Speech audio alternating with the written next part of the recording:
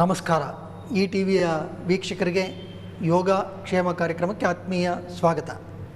307ನೇ ತರಗತಿಗೆ ಬಂದಿದ್ದೀವಿ. ಹಿಂಬಾಗಿ ಮಾಡುವ ಆಸನಗಳು, ಅದನ್ನು ಸುಲಭವಾಗಿ ಅಭ್ಯಾಸ ಮಾಡುವ ಕ್ರಮ, ಇದನ್ನು ನಾವು ಗಮನಿಸ್ತಾ ಇದ್ದೀವಿ. ಇವತ್ತು ನಾವು ಮಾಡ್ತಕ್ಕಂಥ ಮತ್ತೊಂದು ಹಿಂಬಾಗುವಿಕೆಯ ಚಲನೆ, ಇದು ವಿಶೇಷವಾಗಿ ಸೊಂಟದ ಭಾಗದ ಹಿಂಬಾಗುವಿಕೆ. ಇದರಲ್ಲಿ 2 ಕುರ್ಚಿಗಳನ್ನು ಉಪಯೋಗಿಸ್ತೀವಿ. 2 ಕುರ್ಚಿಗಳನ್ನು ಉಪಯೋಗಿಸೋದ್ರಿಂದ ಈ ಆಸನದ ಅಭ್ಯಾಸ ಸುರಕ್ಷಿತ ಮತ್ತು ಸುಲಭವಾಗಿರುತ್ತೆ. ಆ ಕಾರಣದಿಂದ 2 ಕುರ್ಚಿ ಮತ್ತು ಒಂದು ಗುಂಡನೆಯ ದಿಂಬನ್ನು ಇಲ್ಲಿ ಇಟ್ಕೊಂಡಿರಬೇಕು. ಈಗ ನಿಧಾನವಾಗಿ ಮೇಲೆ ಕೇಳಿ, ಇಲ್ಲೊಂದು ಹಾಸನ್ನು ಇಟ್ಕೊಂಡಿರ್ತೀವಿ. ಇದರ ಉದ್ದೇಶ ನಿಮಗೆ ಗೊತ್ತಾಗುತ್ತೆ. ಕಾಲುಗಳನ್ನು ಒಳಗಡೆ ಹಾಕಿ ಕೂತ್ಕೋಬೇಕು ಮತ್ತು ಕಾಲನ್ನು ಮುಂದಕ್ಕೆ ಚಾಚಿ, ಸಾಧ್ಯವಾದಷ್ಟು ಮುಂದಕ್ಕೆ ಹೋಗಿ, ಇನ್ನು ಮುಂದಕ್ಕೆ ಹೋಗಿ, ಗೋ ಫಾರ್ವರ್ಡ್, ಇನ್ನು ಕಾಲು ನೇರ ಮಾಡಬೇಕು. ಕುರ್ಚಿಯ ಮೇಲ್ಭಾಗವನ್ನು ಹಿಡ್ಕೊಳ್ಳಿ. ಈಗ ನಿಧಾನವಾಗಿ ಹಿಂದಕ್ಕೆ ಬಾಗಬೇಕು. ಕೀಪ್ ದಿಸ್ ಗ್ರಿಪ್, ಹೀಗೆ ತೊಗೊಳ್ಳಿ. Keep this grip and band, ಅಷ್ಟೆ. ಕೈಗಳನ್ನು ಈಗ ಸಡಿಲಿಸಿ, ಕೈಗಳನ್ನು ಕಟ್ಕೊಳ್ಳಿ. Fold the arms, hold the upper arm, ಅಷ್ಟೆ. Just relax. ಕತ್ತನ್ನು ವಿರಮಿಸಿರಬೇಕು. ಕಾಲುಗಳನ್ನು ನೇರ ಮಾಡಬೇಕು. ಇದು ಒಂದು ಒಳ್ಳೆಯ ಹಿಂಬಾಗುವಿಕೆಯ ಚಲನೆ. ಇಲ್ಲಿ ಈ ಬ್ಲ್ಯಾಂಕೆಟ್ ಅಥವಾ ಹಾಸನ ಇಟ್ಟಿರೋದ್ರಿಂದ ಈ ಬೆನ್ನು ಕುರ್ಚಿಗೆ ಒತ್ತಲ್ಲ. ಮತ್ತು ತಲೆಯ ಭಾಗ ವಿರಮಿಸಿರಬೇಕು. ಯಾರಿಗೆ ಹೆಚ್ಚು ಬಾಗಲಿಕ್ಕೆ ಸಾಮರ್ಥ್ಯ ಇರೋದಿಲ್ವೋ ಅಂಥವರು ಈ ಎತ್ತರವನ್ನು ಅವರ ಬಾಗುವಿಕೆಗೆ ಅನುಗುಣವಾಗಿ ಹೊಂದಿಸ್ಕೋಬೇಕು. You must adjust the support suitably so that you don't unnecessarily strain yourself. ಅದು ಭಾಳ ಮುಖ್ಯ.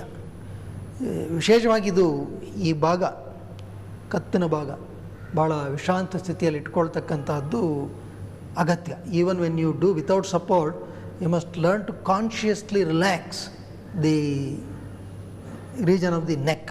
ಇದು ಭಾಳ ಅಗತ್ಯ. ಈ ಆಧಾರಗಳನ್ನು ಈ ರೀತಿ ಇಟ್ಕೊಂಡಿರೋದ್ರಿಂದ ನಮ್ಮ ಬಾಗುವಿಕೆಯ ಚಲನೆ ಸಾಕಷ್ಟು ಸುಲಲಿತವಾಗಿರುತ್ತೆ. ಹೆಚ್ಚು ಕಾಲ ಈ ಒಂದು ಆಸನದಲ್ಲಿ ವಿರಮಿಸೋದಕ್ಕೂ ಸಾಧ್ಯ ಆಗುತ್ತೆ. You have to stay with slow inhalation, slow exhalation. ಸುಮಾರು 1 ನಿಮಿಷದಷ್ಟು ಕಾಲ ಆರಂಭಿಕ ಹಂತದಲ್ಲಿ ಈ ಒಂದು ಆಸನವನ್ನು ಮಾಡಬೇಕು. ಅಭ್ಯಾಸ ಆಗ್ತಾ ಆಗ್ತಾ ಸುಮಾರು 2 ರಿಂದ 3 ನಿಮಿಷದಷ್ಟು ಕಾಲ ಈ ಆಸನದಲ್ಲಿ ವಿರಮಿಸೋದಕ್ಕೆ ಸಾಧ್ಯ ಆಗುತ್ತೆ. ಮತ್ತು ಈ ಆಸನದಿಂದ ಏಳಬೇಕಾದ್ರೆ, when you want to get up, ಕೈಗಳನ್ನು ಮೇಲಕ್ಕೆ ತೆಗೆದುಕೊಳ್ಳಿ. ಫಸ್ಟ್ ಹೋಲ್ಡ್ ದಿ ಚೇರ್, ಭಾಳ ಮುಖ್ಯ. ನಂತರ ಮೊಣಕೈಗಳನ್ನು ಒತ್ತಿ ನಿಧಾನವಾಗಿ ಬೆನ್ನನ್ನು ಮೇಲಕ್ಕೆ ತೆಗೆದುಕೋಬೇಕು. ಇದು ಭಾಳ ಮುಖ್ಯ. ಸ್ವಲ್ಪ ಮುಂದಕ್ಕೆ ಹೋಗಿ, ಸ್ವಲ್ಪ ಮೇಲಕ್ಕೆ ಏಳಿ.